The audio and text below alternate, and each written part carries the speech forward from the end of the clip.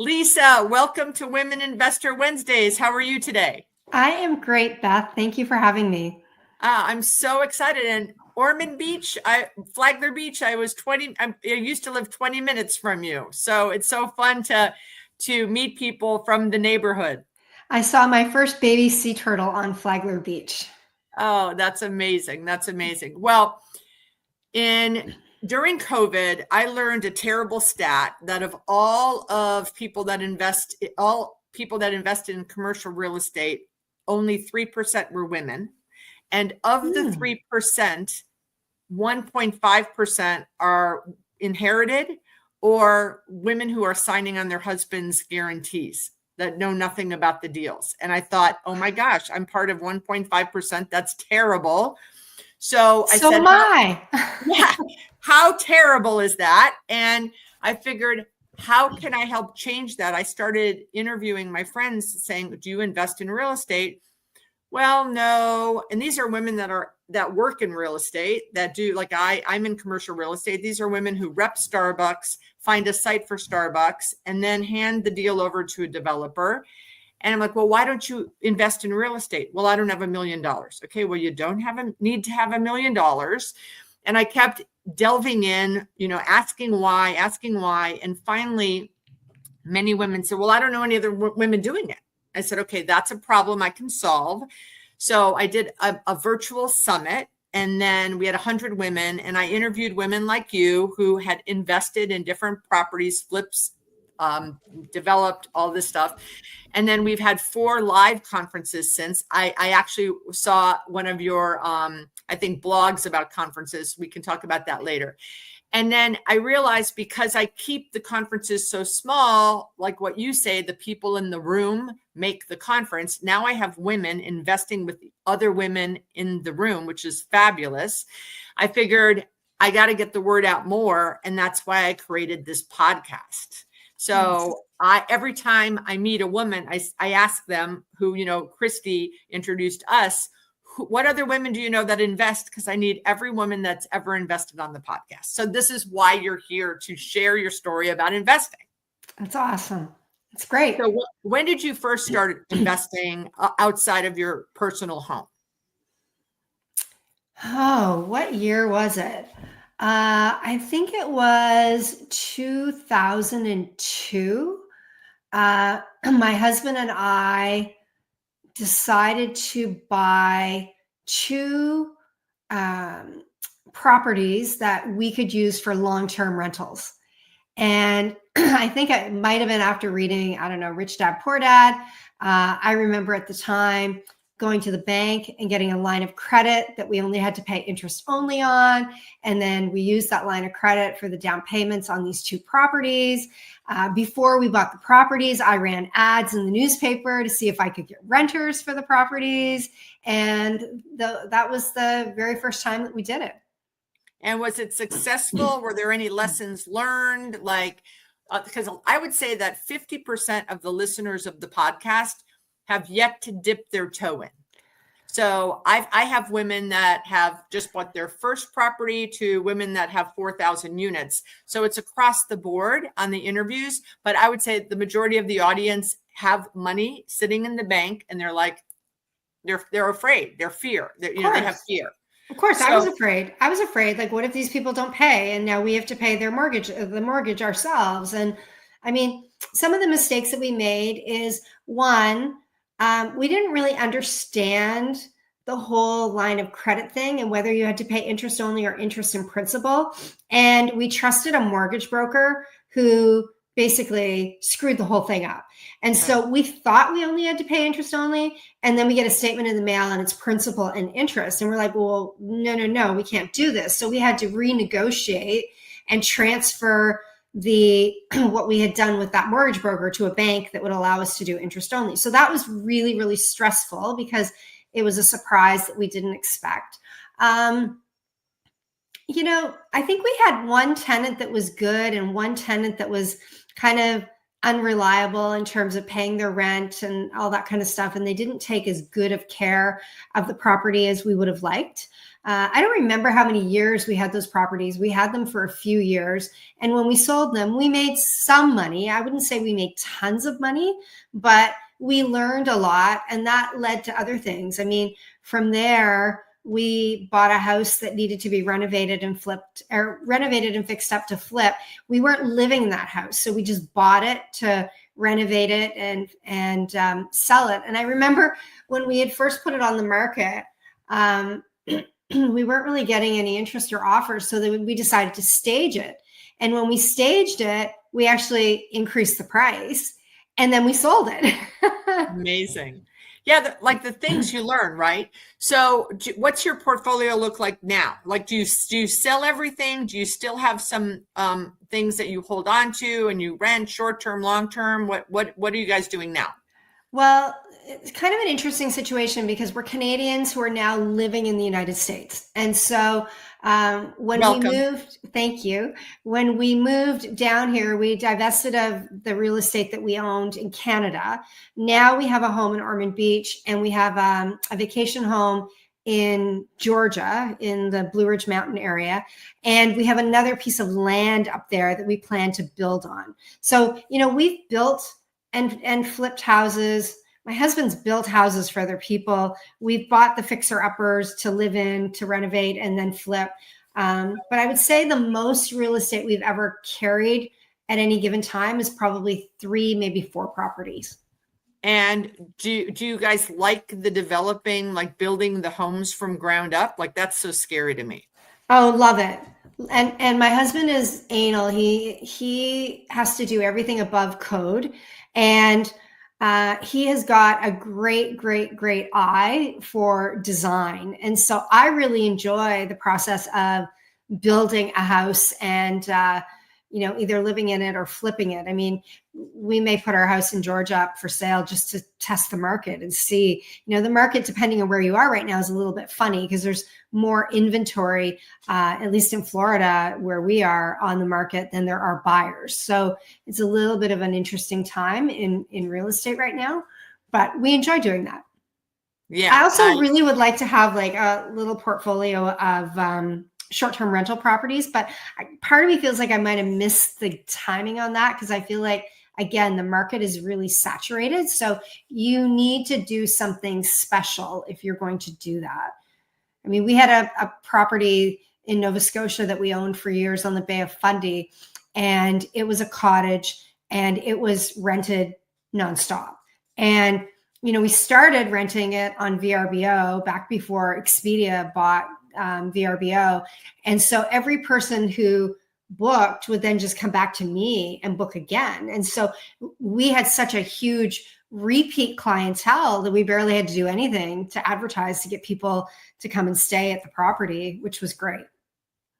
I have a friend who has a couple luxury homes in the Asheville, North Carolina area. And from COVID to last year, no problem, huge rates. And then the hurricane happened, right? And was it the hurricane or was it the fires? Well, it was the hurricane, but the hurricane caused the flood, which a lot of people lost their homes. Yes, the floods. And then, so now I had lunch with her a couple of weeks ago, and she said that no one's renting for the summer, and they've had to cut their prices. And she said that she believes the reason why is that the tourists think that the area is still, not back and open. And so they've been doing a big push on social media, and she reached out to the Chamber of Commerce to show videos that, the restaurants are open, everything is fine. So a lot of people that are going to take advantage of these lower prices are going to get a much cheaper vacation. But unfortunately, that's not good for the short-term rental owners. But No. But there are also I know people there that had short-term rental properties and they're gone. The floods took them. And so you do have people that are reaching out to places where they stayed before, and they're being told, the house is gone. So I can see why people think that Asheville is not, quote, open for business, because there's so many people whose homes were impacted. Right. Heartbreaking. And those people, by the way, are still waiting for like insurance and money from FEMA. They're still waiting. What is it? 7 months later, still waiting. Terrible. It is terrible. But from an investment perspective, like, let's just talk about that for a second. You own a property and it is a short-term rental property, and a flood comes along and it takes your home away. You have a mortgage on that property. You are still responsible for the mortgage. And yet 7 months later, you're still waiting for insurance money. Terrible. It's a great lesson in being very selective about where you buy the properties and understanding the risks that potentially could be involved. I know they say this was like a 1 in 1,000-year incident that has happened, but we see incidents like this happen all the time, like different parts of the world, different parts of the country, different elements. Yeah. I mean, I own shopping centers, and I'm doing a huge renovation on one of my properties, and my insurance broker, when we bid out the renovation, it's a $4 million renovation on a shopping center.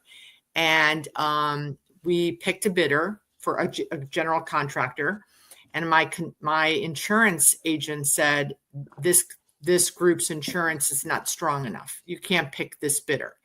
And I kind of argued with her, because this guy had built another shopping center of mine, and I, was challenging her. And she said, Beth, I'm telling you, do not go with this contractor. So I listened to the advice of my insurance person, and I told him, after I'd already told him he was going to get the bid, I said, I'm sorry, you need to strengthen your insurance or I can't pick you. And he said no. So we went back to the other 4 bidders, talked to them, and I picked another group.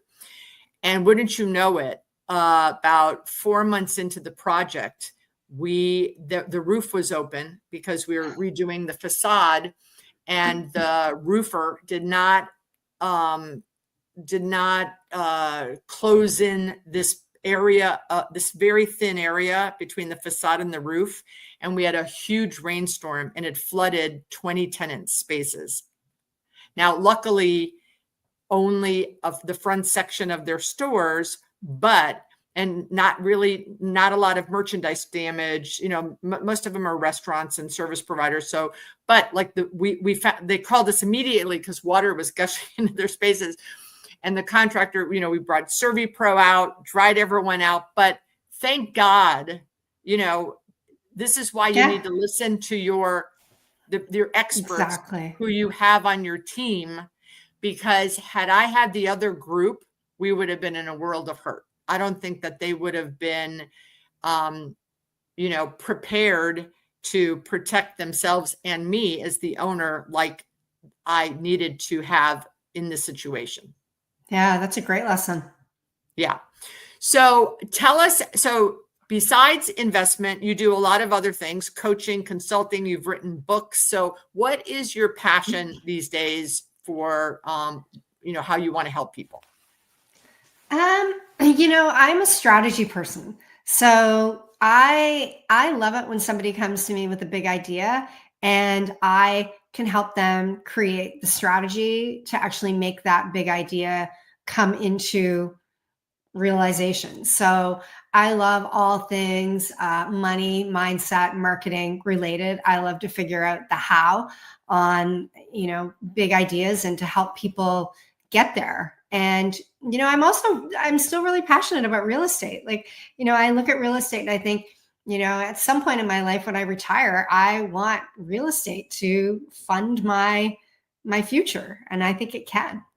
Would you think you'll be investing in the Ormond Beach area or other places? And what kind of real estate do you think you'll be adding to your portfolio? Not sure if it'll be Ormond. Probably, I like the Georgia area because there are a lot of people that go up there for the weekends. It's very, very beautiful. I like the idea of us building and flipping houses, not building for someone, but building ourselves, like building our own houses and flipping them. So yeah, probably a mix of that. What's the hardest part of home building and flipping for your own account?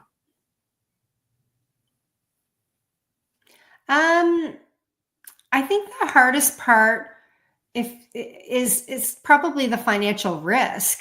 Like, when you buy a house, like I said, you can put an ad in the newspaper and find a renter before you make the financial decision, so you can minimize your risk. If you want to build and you don't want to build for someone, you just want to build and then sell, then you're either using money from the bank or you're using your own money to fund the project.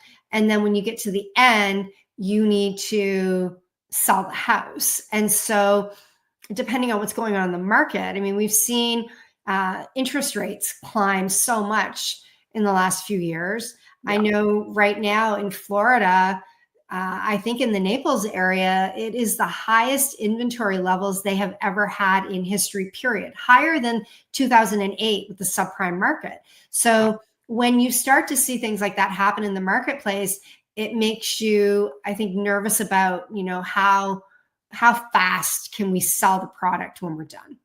I think that's the hardest thing is there are certain things you don't have control over. I don't have control over interest rates, and I don't have control over how many houses are on the market at any given time. Absolutely. I do have control over the quality of the house, the decor of the house, the staging of the house, the landscaping, the curb appeal, all that stuff, which is great. But, if I look at where we are in Ormond Beach right now, there's a problem. There's too many houses for sale. And the builder in this community is continuing to build spec homes. And now they're actually pricing their spec homes lower than what they were charging people to buy homes 1, 2, and 3 years ago. And so they're handicapping the residents of the community from being able to sell their houses. We're seeing people slash prices left, right, and center in this community. And it's sad because the houses are worth more than what they're putting them on the market for right now. Right. Yeah. I mean, that's how in my business with shopping centers, what people will consider overpay in South Florida versus my friends and competitors will go up to Orlando and Tampa, and they'll say, look, we can buy this shopping center so much cheaper. And I'm like, yes, but Orlando and Tampa can continue to grow and expand because of the land around it. And in South Florida, we cannot grow anymore. We have the beach and we have the Everglades. So my rents will continue to rise and your rents will not, because when you are buying a shopping center in Orlando and a developer comes and builds 20 more shopping centers 5 miles out, they will now you're competing with rent. And those developers will drop their rent, and then you're stuck it becomes a commodity game. Yeah. And so, yes, at the outset, it looks like I'm paying maybe a stupid price, but my rents continue to rise every year, 5%, because of the supply and demand economy we have in South Florida. Yeah. Yeah. So that's what's happening in your market, that this developer is building more and newer, right? They're building newer. People want newer and it's for cheaper. So those poor people. Yeah. Okay. So I know that you have written a book on money and mindset. Masterful marketing. Yes. Okay. And profits, something with profits. Pilot to Profit. Pilot to Profit was my first book. My second book was Masterful Marketing. I wrote that book with Alan Weiss. Okay. So, and you also, do you speak on money mindset also? I do. I speak on money, mindset, marketing, all of those topics. So what do you think is the most important thing that you see with mindset and money, especially with women? If you have any stories or examples or advice for women when it comes to money and mindset? Well, I always say it's not a mindset issue. It's a math issue. Because if you actually understood the math, your mind would come along.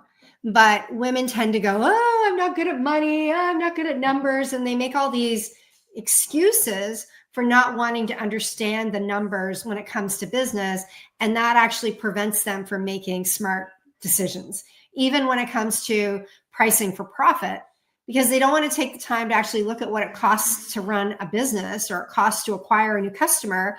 They're pricing things just based on a gut instinct versus reverse engineering how much money they want to make and pricing things in a smart manner. So I don't think, I think the mindset issue that women need to get over is that they're a heck of a lot smarter at math than they give themselves credit for. We're talking grade 4 math here, right? We're not talking calculus and algebra and fancy schmancy stuff. All you need to know basic math. And when you look at the numbers and you understand the math, then your mindset isn't so tripped up because the numbers make it make sense. 1,000,000%. 1,000,000%. Women, I cannot tell you how many times I don't like math. I don't want to do math. Math's too hard. And that is the negative mindset on that. And if they would, and it happened to me. I can't tell you how many financial classes I took, finance for dummies or finance, for real estate. And I would get into these classes and I realized I know this stuff, right? Like you said, most of it's 4th grade math. Yeah. We're not learning trigonometry, right? To do real estate, but it is a mental block. I'll never forget my parents. I went to a parochial school in Wisconsin. And I remember clearly to this day, I'm in 4th grade and I heard the nun tell my parents, Beth's going to be much better in English and history, not science and math. I heard that. It stuck for decades. What did I major in college? English literature.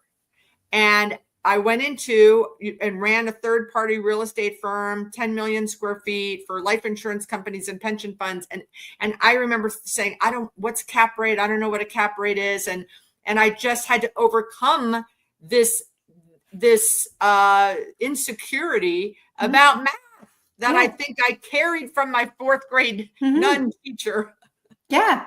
Yeah. And I think we also have to look at history. What has it been 50 years since women were allowed to have their own credit card?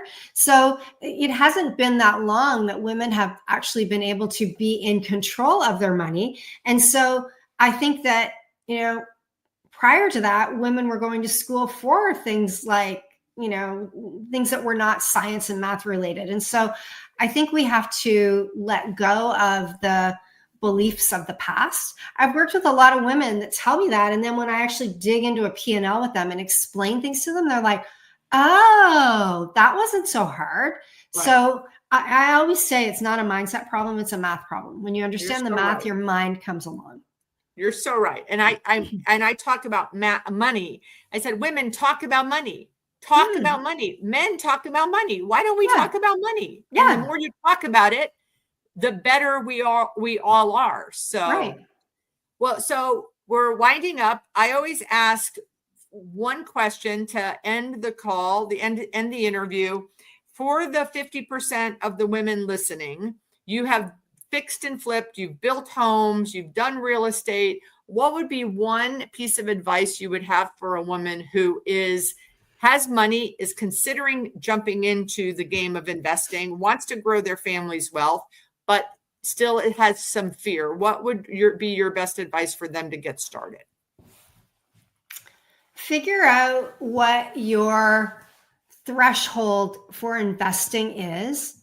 Talk to other people who have done it to kind of overcome some of the things that you're afraid of and make the first step. I think, I have a colleague who started, and I'll give you her name because she should be on your show. But when she was working for corporate in HR, she started a multi-level marketing, like direct sales kind of side hustle. And what she did is every penny she made from that direct sales company, she invested in real estate. And over a number of years, like decades, she bought 15 rental income properties, one at a time. Not one a year, not necessarily one a month or anything like that, but just gradually over time, she would take that money, she'd buy the asset, she'd rent it out. And now, she's in her 60s and she has all these properties that are worth millions of dollars that somebody else has paid for. So even if you buy one property in 20 years, that property is going to have appreciated in value and somebody else is going to have paid it off for you. So, just start small and have a little bit of a nest egg, because stuff is going to happen. Things are going to break. Somebody's going to not pay their rent on time. Like, give yourself a cushion so that when that happens, you don't have to be stressed out, but don't rob yourself of the opportunity to really create wealth over a long period of time because you're afraid to take the first step. Love it. I love it. I love that. I love that advice. So, Lisa, how can people find you if they want to learn more about what you offer?